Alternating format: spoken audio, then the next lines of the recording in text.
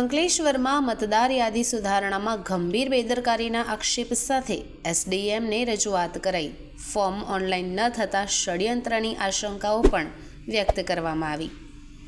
અંકલેશ્વર શહેરના ward number 4માં મતદાર યાદી સુધારણા કાર્યક્રમ દરમિયાન વ્યાપક ગેરરીતિ અને પ્રશાસનિક બેદરકારી બહાર આવતા સ્થાનિક જાગૃત નાગરિકોમાં ભારે રોષ જોવા મળી રહ્યો છે।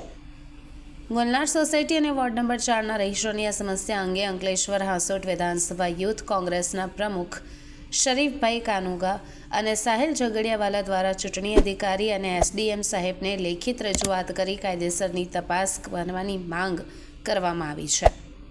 રજૂઆતમાં જણાવ્યા અનુસાર સરકાર દ્વારા ચલાવવામાં આવેલી સ્પેશિયલ ઇન્વેસ્ટિવ રિવિઝન એસઆઈઆરની કામગીરી દરમિયાન અનેક પાત્ર મતદારોએ નિયમ મુજબ અને નિર્ધારિત સમય મર્યાદામાં પોતાના ફોર્મ ભર્યા હતા।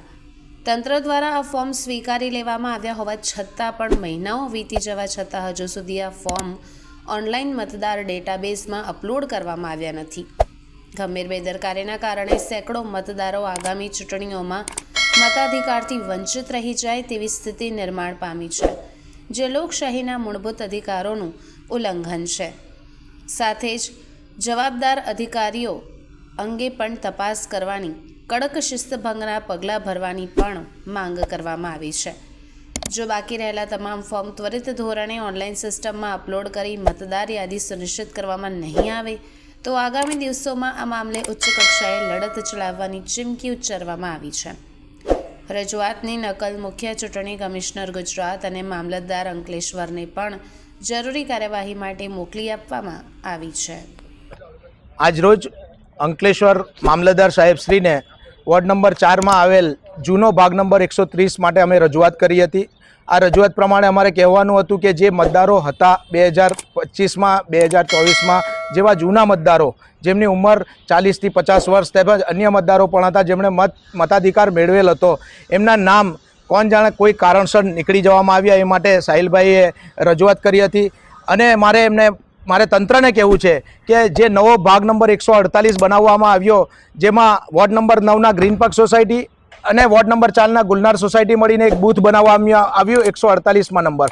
હવે 148ના જે બૂથ નંબરમાં ગુલનાર સોસાયટીમાં જે મતદારો છે તેમના મતદારોને જે નોટિસ મોકલવામાં આવી છે એ નોટિસમાં ગ્રીન પાર્ક સોસાયટીના એડ્રેસ નાખવામાં આવ્યા છે। તો મારે તંત્રને પૂછવું છે કે ગુલનાર સોસાયટીનો રહીશ જે ગ્રીન પાર્કનો બી રહેવાસી નથી અને ગુલનાર સોસાયટીનો પણ રહેવાસી નથી, એ તો કોઈ બીજી જગ્યાનો રહેવાસી છે, તો એનામાં ગ્રીન પાર્ક સોસાયટીનું એડ્રેસ કઈ રીતે નાખવામાં આવ્યું આ બધી તપાસનો વિષય છે।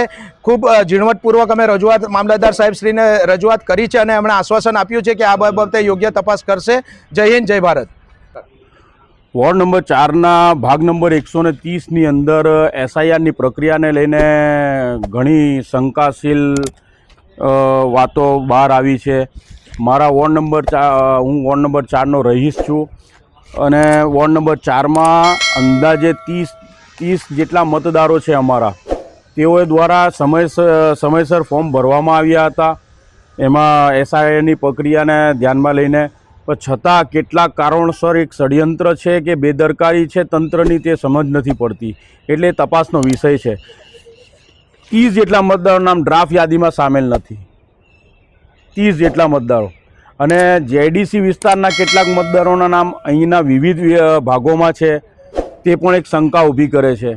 જે કેટલાક એવા મતદારો છે જે અહીંયા નથી છતાં તેઓના નામ છે, એસઆઈઆરની પ્રક્રિયાને લઈને કોઈ વસ્તુ ક્લિયર થતી નથી। તંત્ર આની અંદર પગલાં ભરે એવી અમારી માંગ છે। અમે મામલતદાર સાહેબને રૂબરૂ મળીને રજૂઆત કરી, સાહેબે આશ્વાસન આપ્યું છે કે તાત્કાલિક આ લોકોના ફોર્મ નંબર 6 ભરીને એઓને મતદાર યાદીમાં નામ જોડવામાં આવશે। કલમો 1950 અને 1960ની હેઠળ મતદાર મતનો અધિકાર મેળવે છે અને મતનો અધિકાર છીનવી લેવાનો હક અને અધિકાર કોઈ પણ ષડયંત્રકારીનો નથી।